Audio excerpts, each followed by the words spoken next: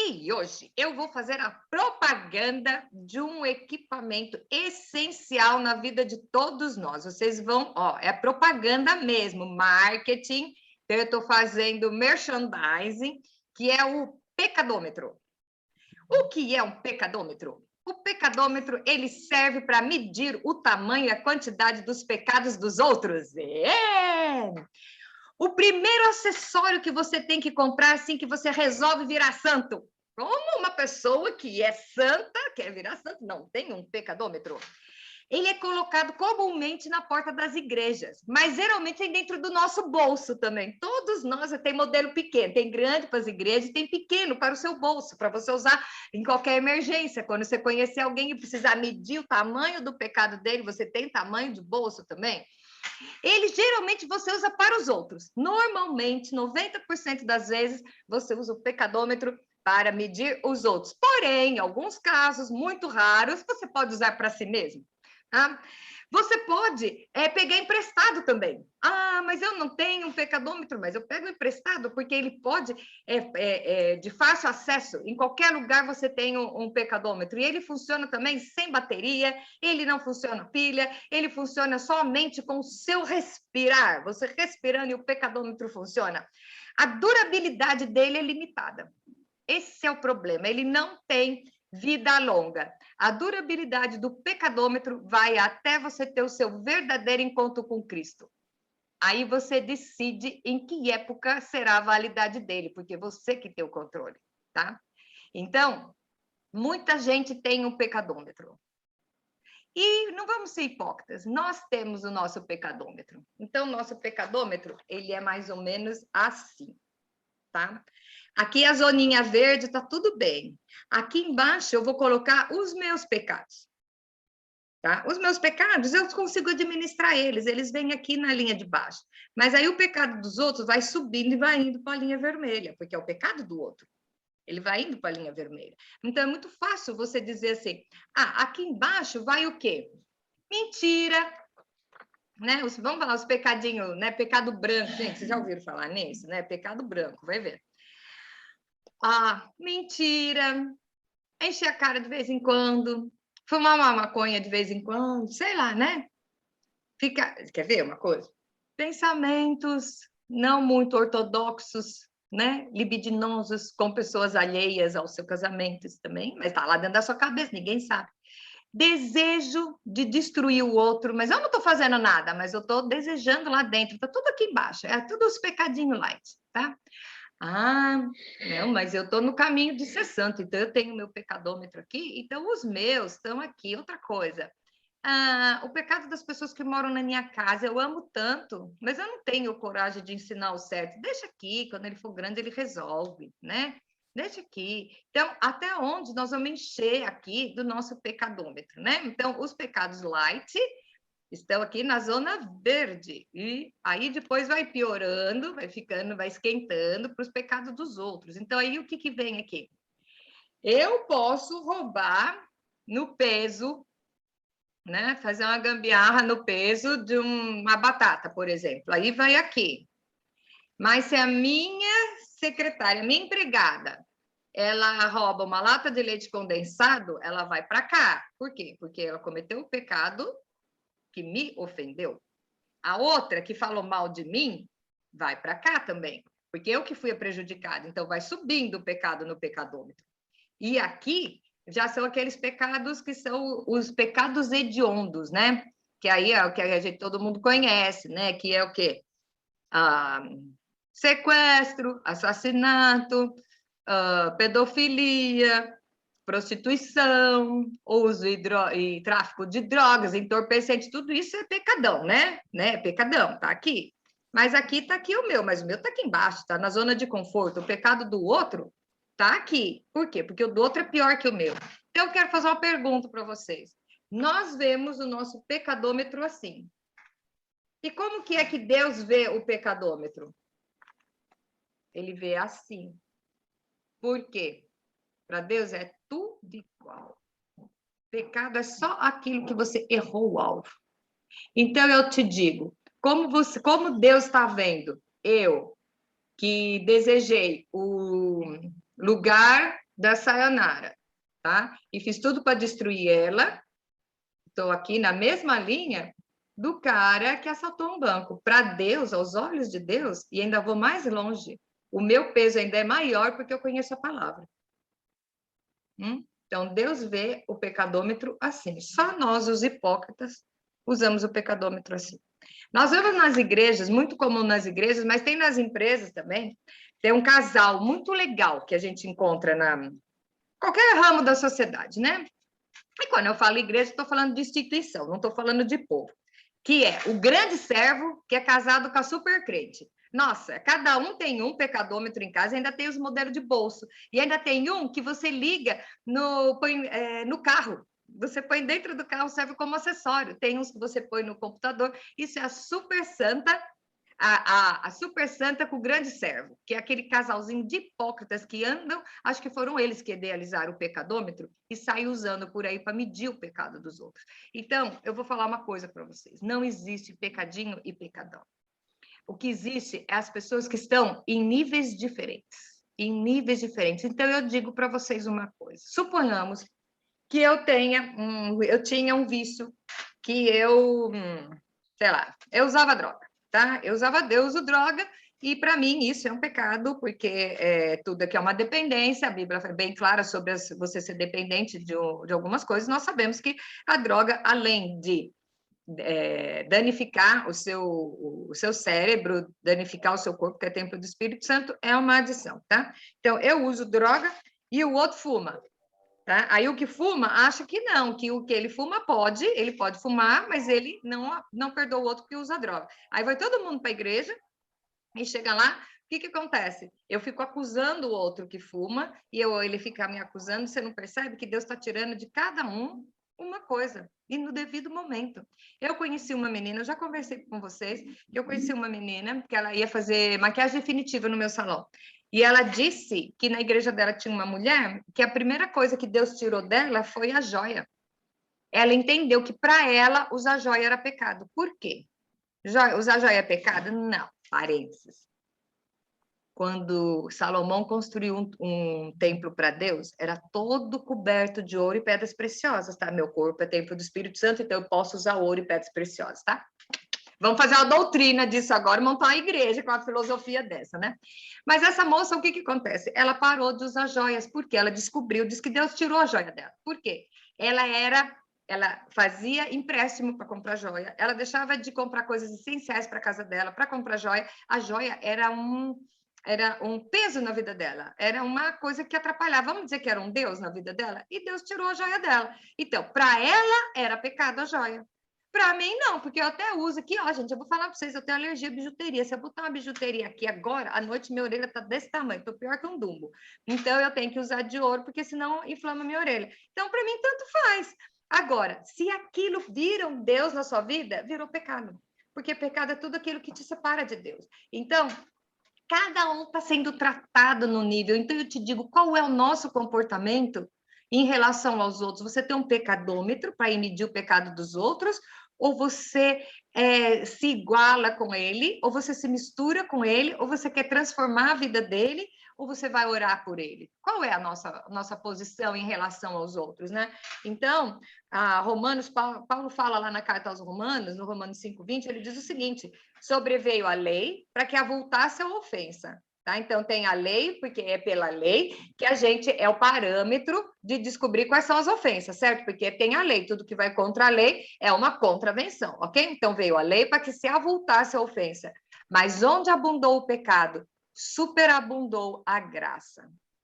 Então, o que acontece? Se eu fui criada na igreja, até 15 anos eu achava que eu era salva, porque eu não cometia pecado, né? Eu achava que eu não cometia. Gente, filho de crente, uma menina, filha de crente, com 13 anos de idade, qual é o máximo pecado que faz, né? Aos olhos do mundão é nada. Mas não adianta, ninguém é santo perante Deus. Então, o que acontece? São aqueles que acham que estão salvos porque não tem pecado. E o que é pecado? Em pecado me concebeu minha mãe. Davi fala isso, tá? Nós nascemos em pecado. Nós temos a natureza adâmica que nos leva. Então, você pode ver, você vê um bebezinho, quem... criança... Gente, bebezinho faz pirraça.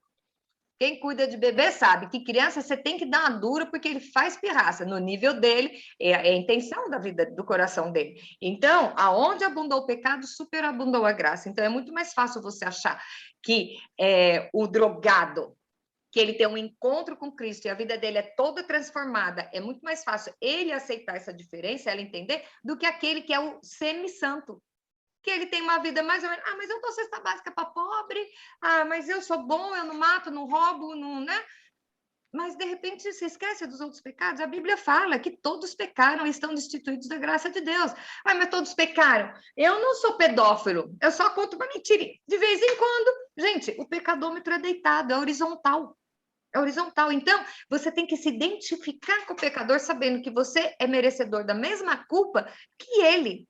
E aí, o que você tem que fazer? Como você conhece a Cristo e você tem que ser a imagem de Cristo, você tem que mostrar para ele o outro lado. Não tacar o dedão na cara dele. Não, olha que perigoso que é. Aí a gente ouve, né? Nós que somos da outra geração, né? Quando você aponta um dedo, tem 3 apontando para você, né? Não é isso. O que você está fazendo com o pecador? Tá? Então, Jesus, ele andava com os pecadores. Você vê lá em Marcos 2,16, diz o seguinte: os escribas e fariseus desciam pau nele porque ele comia com pecadores e publicanos. Ele andava com a gentalha. Agora eu te digo, agora vem a linha muito tênue. Você vai me perguntar, mas por que você está falando isso? Que Jesus comia com os publicanos e com os pecadores, ele conversava com as prostitutas, ele ia resgatar os outros. O próprio João Batista não seguiu a Jesus, porque Jesus não era tão santo como ele, comia, bebia, conversava com as pessoas, dava risada. E João Batista estava lá, ô santão, né? Só comendo mel silvestre com gafanhoto no deserto, né? Então, e aí a gente fala isso e nós, ao mesmo tempo, lemos o Salmo 1 que diz que bem-aventurado é aquele que não anda no conselho dos ímpios, não anda detém no caminho dos pecadores, nem se assenta na roda dos escarnecedores. O que está acontecendo aqui? Então, eu vou explicar para vocês, para ver se a gente entende bem o nosso relacionamento. Eu vou contar. Eu sou cabeleireira, vocês sabem que eu sempre lidei com homossexual, né? Sempre tem, porque tem muito na minha área, tem muito. E eu contratei um rapaz uma vez, que ele era gay, e ele trabalhou comigo um tempão, não tinha problema nenhum ele trabalhar comigo. O cara vestido de homem, tá? Ele era gay, mas e daí, né? Ele respeitava as clientes, ele tratava as clientes muito bem. E num dia, ele chegou e falou assim para mim: eu vou sair numa festa. Eu falei: você gostaria de ir? Eu falei: meio difícil, né? E ele me explicou o que é um dark room. Eu não sabia o que era isso. E eu perguntei detalhadamente para ele o que é um dark room. Era um barzinho que tinha lá, diz que tem dark room em vários bares e não sei o quê. O que é? É uma salinha embaixo, toda escura, onde tem cabides na entrada, que você entra, é de luz apagada, você deixa as roupas lá, e como lá é escuro, todo mundo transa com todo mundo sem ter consciência pesada, porque você não está vendo. Tá? Então, não tem questão de ciúme, não tem de nada. Ele disse que a coisa mais maravilhosa era ir num dark room no final de semana. Ele trabalhava a semana inteira, pegava o dinheiro no sábado, comprava uma roupa bem bonita e ia passar a noite de sábado para domingo num dark room. Então, é o seguinte, eu trabalhava com ele, tá? Ele trabalhava para mim, ele era meu funcionário. Mas eu não podia ir no dark room com ele. Você sabia que você é a somatória das 5 pessoas com que você convive? Isso a Rosana Alves fala, que é neurocientista, tá? Você é a somatória das 5 pessoas que você convive mais perto. Com quem você está convivendo? Mas Jesus sentava, Jesus não se contaminava. Jesus era Jesus, gente, não sou eu. Ele podia conviver com essas pessoas e não se contaminar. Mas eu posso amar essas pessoas. Então, eu tenho clientes que são gays. Recebo aqui, faço o cabelo deles, converso, não tem problema nenhum. Eu não vou andar no caminho deles, porque a Bíblia diz que como 2 andarão juntos, se cada um pensa de uma forma. Então, tem um caso aqui recentemente, na Geórgia, de um casal, inclusive muito conhecido de todo mundo, que eles estão presos por pedofilia e está até dizendo que vão estão pedindo pena de morte para eles e tudo mais. E o que acontece? Está errado? Está errado. Eles estão presos? Estão presos. Os filhos deles já foram para o Brasil, os mais novos, porque eles não vão sair mais e não têm condição de ficar sozinhos, né? E eles vão ser presos. Eles têm que ser presos, eles têm que ser presos e pagar pelos que fizeram. Ok, não vou nem entrar em detalhes, eles têm que fazer. Mas isso vai fazer eu deixar de orar por eles? Não. Eles conhecem a palavra. Então, o peso ainda é maior. E eu acredito, gente, eu acredito no último momento. Vocês sabem que eu falo sempre isso, do último momento.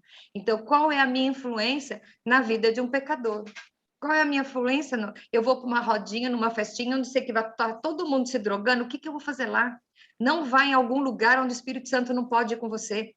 Você precisa ter muita coragem para entrar num lugar e o Espírito Santo ficar na porta e você entrar sozinho. Isso aí é só para gente, né? Ter coragem de frequentar um lugar que você sabe que ali o Espírito Santo não vai se sentir bem, tá? Então, o que é? Você tem que amar o pecador. Você não pode ter um pecadômetro, porque o pecadômetro é horizontal. O seu pecado é igual de qualquer outro. É igual de qualquer outro. Mas e aí, você vai se misturar com isso? Você vai se misturar, o ladrão tá errado, ele vai pagar pelo que ele fez, o ladrão da cruz morreu, quando ele se arrependeu, gente, eu falo isso muito aqui para falar a história desse casal, mas se eles se arrependerem, ok, o ladrão da cruz se arrependeu, tinha 2 caras lá com ele, né? Um pegou, chutou o balde, beleza, o outro se arrependeu, Jesus disse para ele assim, ai meu filho, você se arrependeu, então desce, vai lá da cesta básica para pobre, tá zerado o seu karma? Não, Jesus falou, que bom, você se arrependeu, ainda hoje estarás comigo no paraíso, e o cara morreu. Então, mas não sou eu que tenho que dar essa sentença. É onde eu estou na cadeia alimentar para ter a coragem e a santidade de tacar o dedão na cara do outro. Você tem que ver que quem acusa é o Espírito Santo, tá? Quem convence é o Espírito Santo. Então, não é você que tem que convencer, você mostra o amor para ele. E o que vai ter que tirar é o Espírito Santo que vai tirando. De repente, isso que você acha que é muito prejudicial para a pessoa, não é. Ele tem um outro problema que Deus está tratando antes. Então, vamos descer do nosso pódio de sacrossanto, de querer ter toda a lei na nossa mão, porque nós não temos que convencer. Você tem que amar. Você tem que amar o pecador e odiar o pecado. Odiar o pecado, mas amar o pecador, sabe por quê? O pecado não deixa de ser pecado, jamais, mas o pecador deixa de ser pecador, por causa da graça de Jesus. E aquela mesma graça que atingiu a mim, é a mesma graça que atinge ele e atinge o outro. E não se esquecendo que aonde abundou o pecado, superabundou a graça. Tá? Então, Deus, de repente, tem um projeto muito maior para o pecador que está do seu lado, para aquela pessoa que pisou na bola com você até, tá? Mostre amor. Mostre amor. Isso não quer dizer que você precisa andar e caminhar junto, mas mostre amor. Porque pelo amor você pode mostrar para ele que existe uma coisa muito melhor, que é o amor de Cristo, que é muito maior do que o seu. Na primeira carta de Pedro, 4:8, diz o seguinte: acima de tudo, porém, tende o amor intenso uns para com os outros, porque o amor cobre multidão de pecados. Pecadinho, pecado médio, pecadão, o amor. Então, saiba que quem convence é o Espírito Santo. Não sou eu que tenho que tacar o dedão na cara de uma pessoa e falar, você tem que deixar de usar brinco, você tem que deixar de usar... Não, fala, Jesus te ama. Conta a sua história, a sua experiência boa com Cristo, o que Deus fez por você, conte isso. E a decisão é dele, e o Espírito Santo vai confortando ele e vai mostrando que tem que tirar. Não é você, essa obrigação, você não é secretário de Deus, tá? Jesus andava com eles, e a pureza de Jesus contagiava os demais. Será que aonde eu estou indo, eu estou contagiando com o amor de Cristo, ou estou me contaminando com o pecado deles? É isso que a gente tem que ter em mente, tá? Quem julga é o inimigo. Nós vemos lá no Apocalipse, quem é o acusador das nossas almas? É o inimigo, é o diabo. Eu não vou ser secretário do diabo e não vou me deixar ser usada por ele para ficar acusando meu irmão. Tá? Mesmo porque não existe limite, tá? Então, você tem que mostrar o amor de Cristo o tempo todo. Mas Cristo é tão bonzinho. Não, um dia ele pegou o chicote, entrou numa igreja e desceu o chicote em todo mundo lá dentro do templo, porque o pessoal estava fazendo comércio dentro da igreja, tá? Então, não precisa ser babaca. Vamos ser racionais. O crente não precisa ser babaca, não precisa ser trouxa. Você tem que ter o amor de Cristo e as atitudes dele como exemplo, tá? Falar das maravilhas que ele fez para você. Evitar de colocar etiqueta. É muito fácil você colocar etiqueta nas pessoas, mas saiba que enquanto você está colocando etiqueta das pessoas, as pessoas estão colocando em você também. Então, quem é você na fila do pão para tocar etiqueta nos outros, tá? E eu falo sempre, no último dia, último minuto da vida da pessoa, aquela história lá de passou um filminho, né? Eu acho que é isso aí por aí, tá? Porque a Bíblia diz lá, o próprio Pedro fala lá na segunda carta dele, que para o Senhor um dia é como 1000 anos e 1000 anos é como um dia. Então, na última horinha lá que eu estiver lá morrendo, Deus vai passar o vídeo na minha vida e eu vou lembrar da Ana falando do amor de Cristo por mim. Eu não vou lembrar da Ana tacando o dedão no meu pecado. Eu vou lembrar da Ana falando: Jesus morreu na cruz para te salvar. Todo aquele que declarar o nome de Cristo será salvo. Quem sabe no último minuto da vida, Deus vai usar a experiência que você teve, o minuto que você teve com qualquer pessoa para poder salvar. Porque Deus não se aguarda, não se agrada quando o ímpio se perde. Ele dá chance até no último momento. Então, que você seja um emissário, que você seja um instrumento de Deus para abençoar a vida dessas pessoas. Abençoar a vida das pessoas, que pior que seja, eu quero falar uma coisa para vocês agora. Eu quero saber como que vocês ficariam se eu contasse agora que o Osama Bin Laden se converteu e está no céu. Quem ia gostar de ouvir essa notícia? Eu não quero ir para o céu que o Osama Bin Laden está lá. Você não sabe. A última coisa que ele fez ainda foi botar a mulher dele e os filhos dele para morrer no lugar dele, tá? Então, aí até o último minuto, você vê que, assim, os indícios não são muito favoráveis, mas eu não sei. Eu não sei se ele vou chegar lá, vou encontrar com Osama Bin Laden lá dentro, né? Eu não sei quem lembra, mas teve o Maníaco do Parque no Brasil, em São Paulo, que foi um horror, o Maníaco do Parque. Será que você tem certeza que você vai chegar lá e não vai encontrar a Suzane Richthofen, que está lá em Tremembé, na presídio de Tremembé, fazendo horrores até hoje, matou o pai e a mãe? Deus pode ter um plano B para ela. Deus pode ter. Deus pode ter usado você uma vez, uma palavra de amor que você falou para qualquer pessoa dessa, e usar no último momento de vida dela. Quem convence não é você. Você tem que mostrar o amor para a pessoa. Você não é o carrasco de Deus. Por mais santo que você seja, você não tem o direito de ser acusador. Se você estiver sendo acusador, você está sendo usado pelo diabo, pode sendo secretário do diabo agora. Veja bem, veja bem. Jesus foi amor. O diabo é o acusador. Você quer ajudar quem? Tá? O que que você está fazendo com as pessoas que te rodeiam e que de repente pisa na bola? Não, mas o fulano é tão terrível que eu não consigo chegar perto dele. Ok, ora por ele. E eu vou contar um negócio. Você já parou para pensar? Tem um negócio que nós não estudamos ainda, mas é muito louco. Eu nem estava no script, mas eu tenho que falar. Jesus fala que nós temos que amar os nossos inimigos, né? E orar por eles, ok? Fácil, né? Não é não. Não é não. Senhor, abençoa o fulano e mata ele para tirar ele dessa terra de uma vez por toda. É assim que a gente ora? Queima Jeová, né? É assim que a gente ora? Como que você tem que orar? Uma vez, eu amo a instituição que dizem que é a instituição falida, que é a Escola Bíblica Dominical, que eu acho que tem uma geração que só está firme no Evangelho até hoje, porque frequentou uma escola bíblica, que é isso que a gente faz aqui, que é onde tem a base dos princípios. E eu lembro que a minha professora, ela chegou e falou assim: eu quero fazer um teste com vocês essa semana. Você vai escolher aquele que você acha que é o pior inimigo, aquela pessoa que você não gosta e que mais odeia você. E você vai passar a semana inteira orando por ela. Gente, eu vou contar um lance para vocês. No primeiro dia, você nem ora muito bom, não. No primeiro dia, você vai orar assim, então, Senhor, abençoa o fulano, amém. Aí, no segundo dia, você tem que orar de novo. Você não quer ficar repetindo aquilo para Deus, né? Então, Senhor, abençoa o fulano, por quê? Aí você lembra de alguma coisa que você sabe da vida dele. No terceiro dia, você está entendendo o porquê que aquela pessoa é desse jeito e pedindo para Deus transformar ele. Gente, depois de uma semana, você está querendo fazer alguma coisa para mudar aquela pessoa. Você está fazendo alguma coisa para ser um mensageiro de paz na vida daquela pessoa. Por isso que Jesus fala, ora pelos seus inimigos. Você sabe o que é compaixão? Compaixão é você se colocar no lugar do outro. Então, muitas vezes, eu estava vendo o vídeo de uma menininha agora, até eu estava comentando antes, que é de uma menina destruindo, batendo nos professores e arrastando tudo, fazendo um estrago na sala de aula. E ela fala assim, eu não tenho conserto. Então, eu estava vendo, a menina realmente precisa de madura, precisa de uma educação e tudo mais, mas ela fala, eu não tenho conserto, vai saber quantas vezes ela escutou isso. Quantas vezes estão falando isso para ela e ela quer chamar atenção porque o pai não presta atenção nela, a professora, né, só pega é a pessoa que está mais próximo dela, então o pai e a mãe não estão nem aí, e ela, de repente, precisa chamar a atenção de alguém, e é isso que ela aprendeu na casa dela. Estou defendendo a menina? Não, não, por muito menos eu meti a mão na boca de um cara, imagine uma menina dessa, tá?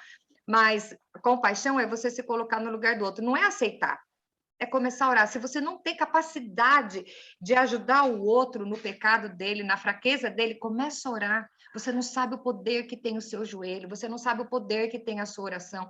Pega o seu pecadômetro e joga fora. E bota o seu joelho no chão e vamos orar por aqueles que precisam. Gente, eu estou orando para aquele casal. Eu imagino que aquela mãe está sofrendo, sabendo que talvez ela nunca mais vai ver seus 2 filhos pequenos. Tá? Porque prisão de pena de morte aqui não é de um dia para o outro, né? Fica lá no corredor da morte um tempão lá torturado e ela sabe que os filhos dela não falam português, foram para casa de avós que eles nem conhecem. Ela é mãe. Ela é mãe. Ela tá certa? Não.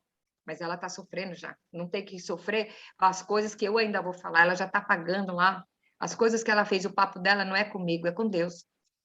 Ainda bem que ela não tocou na minha filha, né? Senão eu não saberia, não sei sinceramente qual seria o meu discurso agora, tá? Mas então é por isso que Deus separou umas pessoas para amar, entendeu? Né? Então, já que eu não sou diretamente atingida, vamos amar. Vamos amar. Então, pensa bem, às vezes, o encontro que você tem com um pecador vai fazer parte da última lembrança que ele vai ter na hora que ele vai morrer. Né? O que você falou assim, olha, Jesus te ama, tem uma salvação para você, nem tudo está perdido, sabe? Há uma luz no fim do túnel, que não é um trem, há uma luz no fim do túnel, e de repente essa pessoa venha a endireitar os seus caminhos, venha a ser salvo por causa de um testemunho seu, tá? Então, Romanos 8:29, eu amo esse texto, porque diz o seguinte, porquanto aos que de antemão conheceu, também predestinou para serem conformes à imagem de seu filho, a fim de que ele seja o primogênito entre muitos irmãos. Jesus era o unigênito do Pai. Depois que ele morreu e ressuscitou, ele virou o primogênito. Qual é a diferença? O unigênito, ele era o único, agora ele é o primogênito. Então, todos nós somos irmãos porque ele morreu e ressuscitou. E o que nós estamos fazendo? Usando o pecadômetro para julgar o nosso irmão. Então, que a mensagem de hoje, gente, eu sempre gosto de botar um desafio da semana. Lembra a pessoa mais difícil que você tem de orar por ela. Lembra a pessoa mais difícil que você tem. E começa a orar. Se você não puder mandar uma palavra de amor, porque não dá, a pessoa é muito ruim mesmo, porque tem gente que é muito ruim, começa a orar por essa pessoa. Começa a orar por essa pessoa. E o amor cobre multidão de pecados, inclusive o meu. Quando eu começo a orar por alguém, diligentemente, fazer uma batalha de oração por alguém, por pior pecador que ele seja, a multidão de pecados vai ser coberta, vai ser os dele, mas vão ser os meus também. Porque quando você está orando por alguém, você para de acusar alguém. Quando você está orando por alguém, você se põe no lugar do outro. Você começa a entender o que levou ele a fazer isso. Então, todo mundo comemorando a morte lá do... Eu esqueci o nome daquele cara lá em Goiás que matava todo mundo, o que fugiu da polícia lá um tempão, né? Nossa, esqueci o nome do cara. Mas Lázaro. O Lázaro, todo mundo feliz no dia que matou o Lázaro. Lázaro realmente, pelas coisas que ele fez, ele não teve solução. Será que não teve um último minuto? Será que não teve? Qual foi a história da vida dele? Será que ele não teve um último minuto? Tá? Isso não quer dizer que ele tem que conviver na sociedade, mas ele é alguém por quem Jesus morreu. E não se espante se você chegar no céu e tá o Osama Bin Laden lá de turbante e tudo para ser o guia turístico do céu quando você chegar lá. Já parou para pensar nisso? Então, vamos amar, vamos deixar de atirar as pedras, vamos deixar de julgar. Jesus encontrou com a mulher pecadora que estava sendo apedrejada e todo mundo, ai, coitadinha, ela estava... Coitadinha nada, porque ela sabia na lei que uma adúltera era apedrejada, já começa por aí. Se você sabe que uma adúltera é apedrejada, você vai adulterar? Você sabe que a consequência é essa. Então, ela também estava errada, tá? E aí, Jesus passa por cima da lei, né? E ele pegou e ele falou, quem não tiver nenhum pecado, ele usou o pecadômetro na linha horizontal, atira a primeira pedra. E Jesus falou para ela, cadê os teus acusadores? porque Jesus não tinha nenhum pecado. Era o único que poderia apedrejar ela.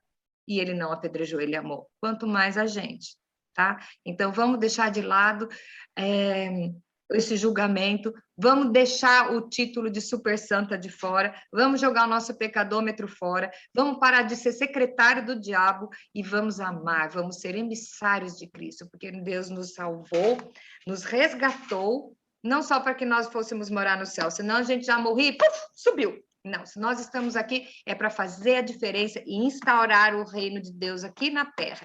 E a gente ouve, ai, o mundo está perdido, o mundo está acabando porque estava desgraceiro. Eu vou ter uma outra visão. Eu tenho uma visão que nós estamos no fim dos tempos, sim, mas eu estou vendo a igreja se levantando, eu estou vendo pessoas corajosas, comprometidas, saindo de dentro das paredes das igrejas, que é onde estava assim dentro, só esquentando o banco, e as pessoas estão falando, as pessoas estão amando, as pessoas estão pregando. Então, eu vejo um grande avivamento até o final. E eu digo, eu quero encerrar a nossa conversa de hoje. Deus não vai perder a parada para o capeta. Ele não vai, porque Deus é Deus. Vai ter muito mais gente salva. Vai ter muito mais gente que vai acima do nosso entendimento. Pessoas salvas, pessoas entrando no gozo do Senhor, do que pessoas se perdendo. Porque eu creio que Deus é amor e Ele ama todos até o último momento. E até no último minutinho pode fazer um recall na vida da pessoa e pode mostrar você. Pode mostrar a pessoa está lá, o bandidão, ele pode abrir o olho e ver a Cleide falando de Jesus para a vida dele, e ele aceitar, e ele entrar na glória, e estar lá esperando a Cleide na porta, amém? Então, tenha em mente isso, tenha em mente isso. O que é que eu estou fazendo? Eu estou sendo secretário de quem? Só existe Jesus e a concorrência. Para quem que você está trabalhando? No Brasil, a gente usa uma expressão meio assim, que é sentar em cima, o macaco que senta em cima do próprio rabo para falar do outro, né? Vamos, sabe, tirar as nossas máscaras, deixar a hipocrisia de lado e vamos saber que se o mesmo Jesus que me amou e me salvou, o amor dele é capaz de salvar o outro também. Tudo isso para instaurar a glória e o reino de Deus aqui na terra. Amém. Uhum.